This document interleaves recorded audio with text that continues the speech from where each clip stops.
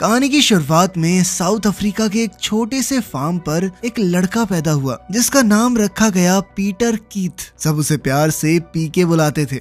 उसके पैदा होने से कुछ दिन पहले ही उसके पिता इस दुनिया से चल बसे। उनके परिवार पर मुसीबतें आन पड़ी। कुछ साल बाद वो इस घटना से संभले ही थे कि एक दिन अचानक फार्म पर मौजूद जानवरों में एक खतरनाक बीमारी फैल गई, जिससे उनके फार्म पर मौजूद सारी गायें मर गई। इस घटना से पीके की माँ बहुत ज्यादा परेशान रहने लगी। उसे लगने लगा कि वो इस फार्म को उस तरीके से नहीं संभाल पाई जैसे उसके पति संभाल लेते थे। लेकिन पीके की माँ ये बिल्कुल नहीं चाहती थी कि उनकी वजह से उसकी पढ़ाई खराब हो, इसीलिए उन्होंने उसे बोर्डिंग स्कूल में डाल दिया। इस स्कूल को अफ्रीकानर्स चलाते थे। ये ऐसे लोग थे जो आज से कई सौ साल पहले यूरोप से भागकर अफ्रीका में आए थे। वो ब्लैक्स को तो अपने से नीचा समझते ही थे, साथ ही उन्हें अंग्रेज बिल्कुल पसंद नहीं थे। खास नफरत थी उन्हें अंग्रेजों से। स्कूल के पहले दिन जब पीके हिस्ट्री क्लास में गया तो वहाँ टीचर बच्चों को अफ्रीकानर्स और अंग्रेजों के बीच हुई जंगों के बारे में बताने लगा। सभी बच्चे टीचर की बात बहुत ध्यान से सुन रहे थे।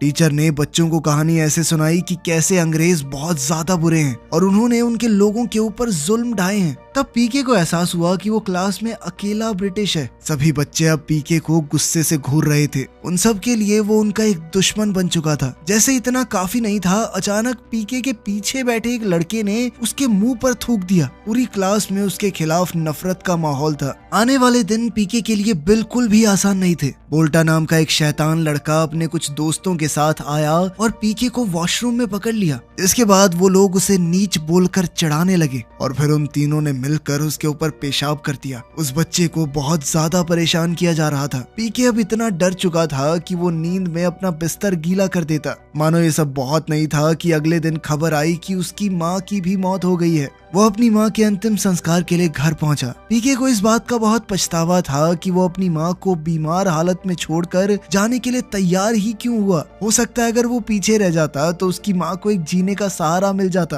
पीके के परिवार में अब बस उसके दादा बचे थे जो एक दूसरे देश में रहते हैं। स्कूल जाने से पहले पीके ने अपनी आया को पूरी बात बताई कि कैसे स्कूल में बच्चे उसे बहुत परेशान करते हैं। वो औरत पीके को अपने बेटे की तरह प्यार करती थी। पीके की मुसीबत को सही करने के लिए उसकी आया ने डेबुला मोंजी नाम के एक आदमी को बुलाया जो उनके कबीले का एक हीलर था। उसे बुलाया गया था पीके के डर को भगाने के लिए। एक खास अफ्रीकन तरीके से झाड़ फूक करने के बाद उन्होंने पीके को एक हाथी के सामने खड़ा कर दिया ताकि उसका डर खत्म हो जाए। जब हाथी जोर से चिल्लाया तो पीके उसके सामने से भागा नहीं और हाथी ने अपनी सूंड से उसके हाथ को छुआ। अब पीके का डर पूरी तरह से खत्म हो चुका था। साथ ही उन कबीले वालों ने पीके को स्कूल जाने से पहले एक मुर्गा दिया जो उनके हिसाब से उसकी रक्षा करेगा।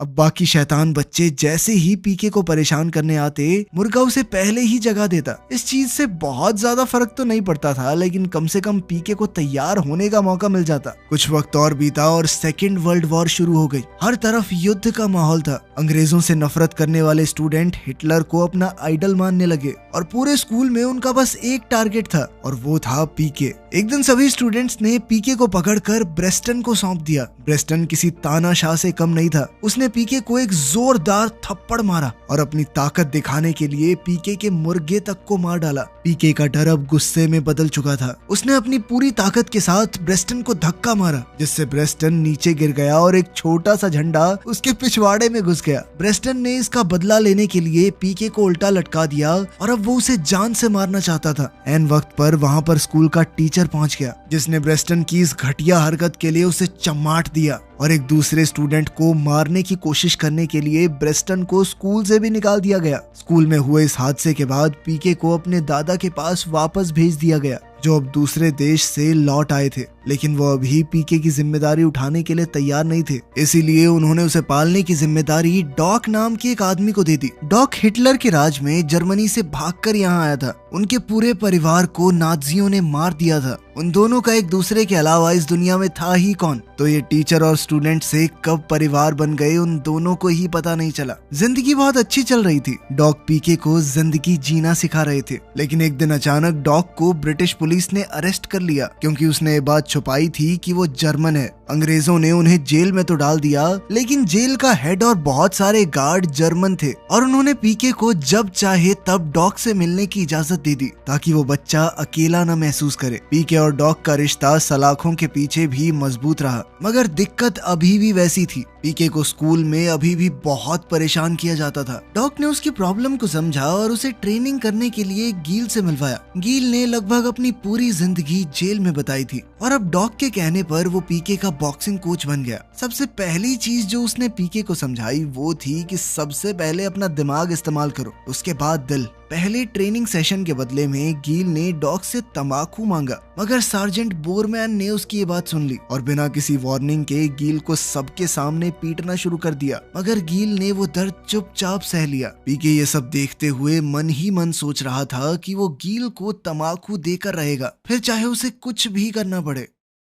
खैर पीके ने बॉक्सिंग सीखनी जारी रखी। जैसे जैसे वो बड़ा हुआ बॉक्सिंग में और बेहतर होता चला गया। उसने अपनी जगह जेल चैंपियनशिप में बनाई। जील ने पीके को बहुत अच्छे से ट्रेन किया था। पीके अब काफी फुर्तीला और ताकतवर बन चुका था। जेल चैंपियनशिप जीतकर पीके ने ब्लैक अफ्रीकन के सामने अपनी रिस्पेक्ट कमाई। पीके कैदियों के लिए गमलों में छुपाकर तंबाकू भी जेल के अंदर लाया करता था। एक दिन पीके से तंबाकू की बाल्टी लेकर गील अपने सेल में जा रहा था, तभी बोरमैन ने गील को पकड़ लिया। गील ने उसी वक्त बाल्टी फेंक दी, मगर बोरमैन सच जान चुका था। गील ने कहा कि इतना ही शौक है ना तुझे तंबाकू खाने का। उसने अपने जूते पर थोड़ा सा कीचड़ और तंबाकू रखा और गील से इसे चाटने को कहा। ऐसी हरकत करके बोरमैन को बहुत मजे आ रहे थे। खैर बाद में गील ने पीके से कहा कि एक दिन इसका कच्चा चिट्ठा जरूर खोलूंगा दुनिया के सामने, और तब मुझे दिए हुए इसके हर दर्द की सजा मैं दूंगा इसे। कुछ दिन बाद हिटलर के मारे जाने और जंग के खत्म होने की खबर आती है, जिसे सुनकर डॉक बहुत खुश था। उसे अपनी घर जाने की उम्मीद दिख रही थी, लेकिन पीके इस बात से बहुत दुखी था। वो नहीं चाहता था कि डॉक उसे छोड़कर कहीं और चला जाए। कुछ समय बाद डॉक को एक वेलकम कॉन्सर्ट का इंचार्ज बनाया गया, जो कि कमिश्नर के आने की खुशी में था।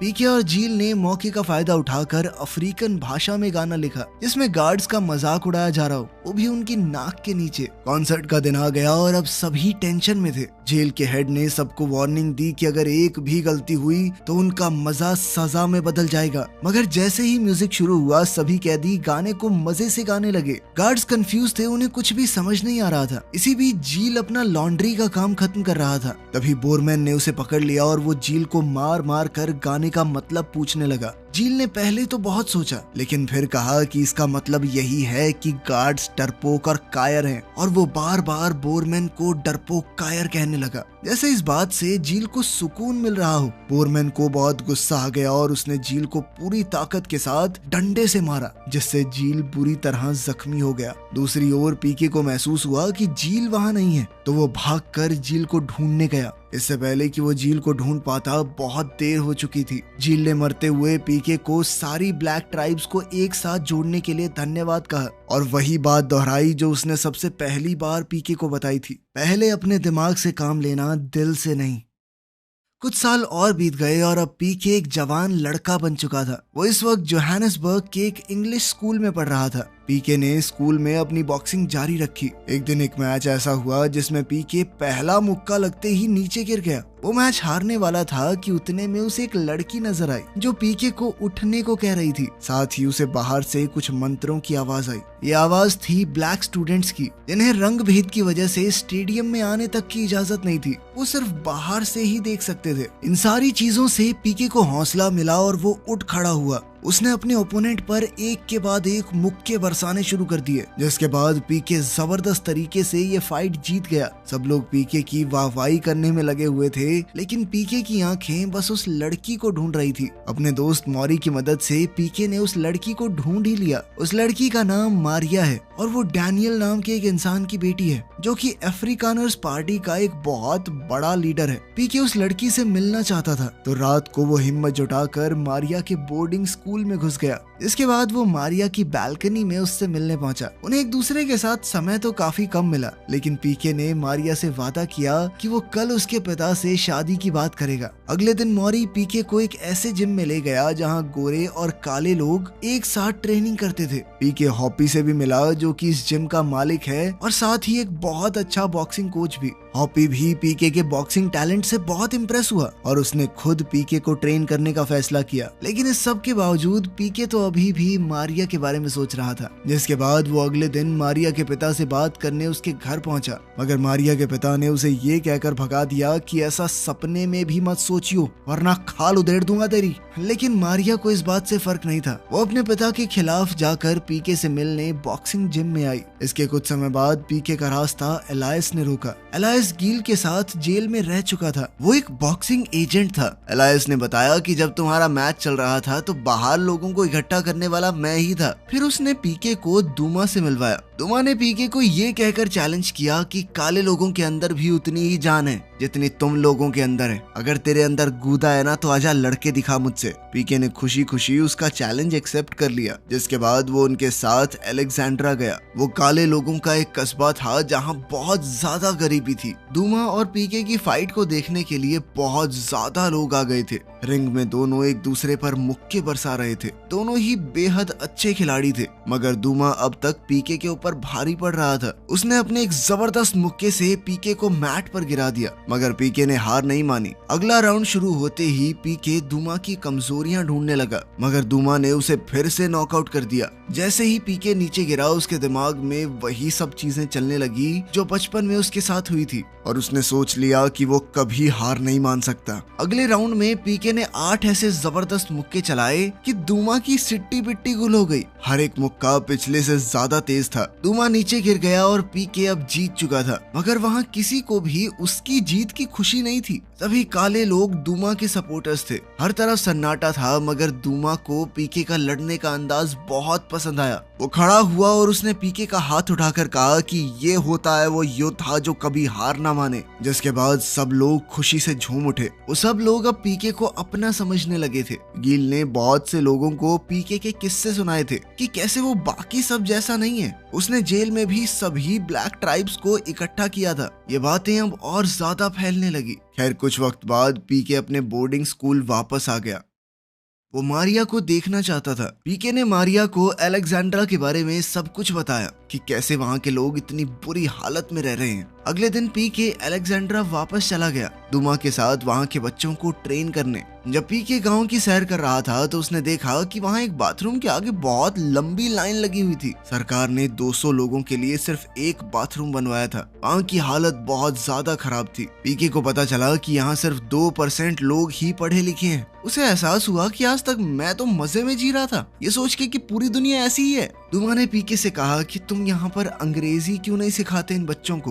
दूमा चाहता था कि यहाँ के बच्चे आने वाली चुनौतियों के लिए तैयार रहें, मगर पीके जानता था कि ये इतना आसान नहीं होगा। अफ्रीकानर्स उसे कभी ऐसा नहीं करने देंगे। फिर दूमा ने उसे याद दिलाया कि तुम कभी हार न मानने वाले योद्धा हो। तुमने ही जेल में सारी ब्लैक ट्राइब्स को जोड़ा था। ये शब्द उसके दिल पर असर करते हैं, मगर वो अभी भी थोड़ा घबरा रहा था। लेकिन फिर भी अपने देश में काले लोगों की इतनी बुरी हालत देखकर उसे बहुत बुरा लग रहा था। वो अपने स्कूल के हेडमास्टर के पास गया और उनसे कहा कि इनको भी पढ़ाते हैं, इनको एडमिशन देते हैं स्कूल में। पीके ने इतने जोश के साथ ये बातें कही कि हेडमास्टर उनकी बात मान गया, मगर पीके को उन्हें खुद पढ़ाना पड़ेगा। इसके बाद पीके मारिया से मिलने पहुंचा। मारिया ने उससे कहा कि तुम डांस पार्टी में मेरे साथ चलोगे ना। लेकिन पीके ने उसे समझाया कि यार ये डांस पार्टियां उतनी जरूरी नहीं है, तुम वहां जाकर देखोगी ना क्या हालत है उन लोगों की, तुम्हें समझ में आएगा। उस रात मारिया अपने परिवार के साथ घर पर डिनर कर रही थी। अब वो भी बहुत परेशान थी अलेक्जेंड्रा के लोगों के लिए। जब उसके अपने परिवार के लोग काले लोगों के बारे में बेकार बातें कर रहे थे तो उसका गुस्सा फूट गया।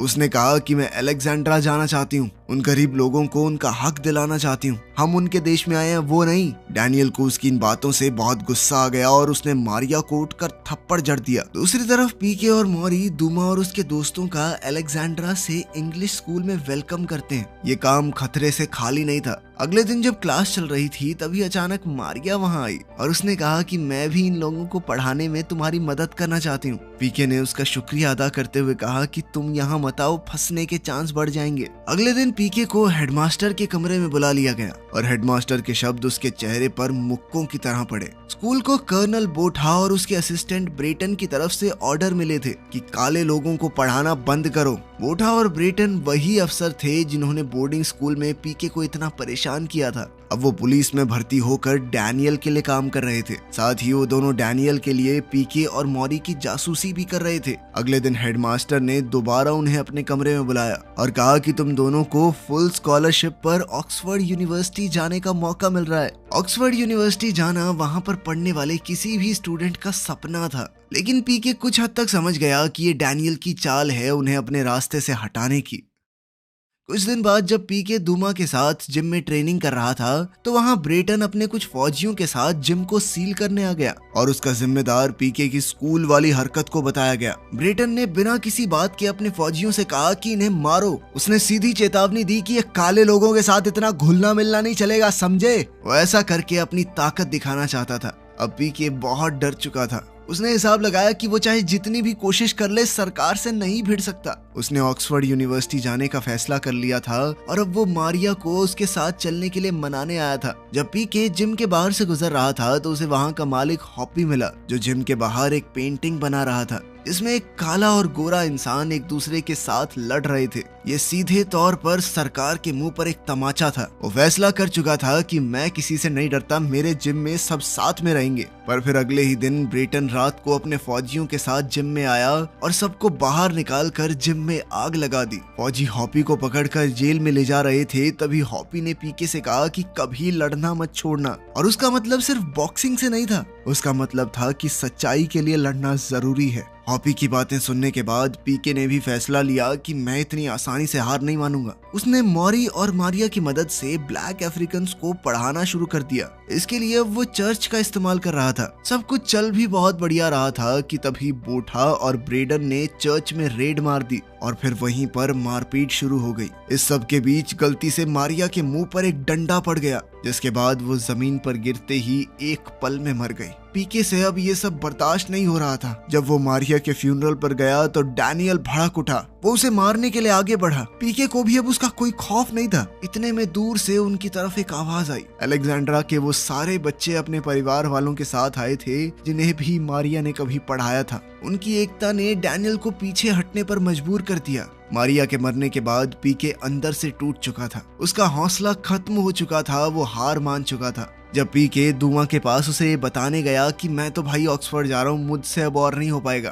तो उसने वहाँ के बच्चों को इंग्लिश बोलते हुए देखा जो पीके ने ही उन्हें सिखाई थी। पीके को एहसास हुआ कि उसका यहाँ रहना ज्यादा जरूरी है। हालातों को बदलने के लिए आग में तो जलना पड़ेगा। उसने ऑक्सफोर्ड जाने का अपना फैसला बदल दिया कि लड़ाई जारी रहनी चाहिए। एक शाम अचानक से अलेक्जेंड्रा में भगदड़ मच गई। काफी सारे फौजी वहाँ घुस आए थे और उन्होंने अलेक्जेंड्रा के लोगों को परेशान करना शुरू कर दिया। उन सब से पीके का पता पूछ रहे थे। पीके और दूमा जल्दी से वहाँ से निकलने की कोशिश में लग गए। वो लोग भीड़ के बीच से भागते हुए वहाँ से निकल ही रहे थे कि तभी ब्रेटन ने दूमा के पैर में गोली मार दी, मगर दूमा ने फिर भी पीके को भाग जाने को कहा। सभी लोगों ने भी पीके की भागने में पूरी मदद की। दूमा के पैर में गोली लगी जरूर थी लेकिन शायद छूकर निकल गई थी। वो बहुत ज्यादा बुरी हालत में नहीं था। और फिर कर्नल बोठा को वहाँ देखकर उसका खून खौल गया। दूमा ने मौका देखकर एक भाला उठाया और बोठा की छाती में घुसा दिया, जिससे बोठा की मौके पर ही मौत हो गई। दूसरी ओर ब्रेटन एलायस को मारने ही वाला था कि इतने में पीके ने उस पर हमला कर दिया।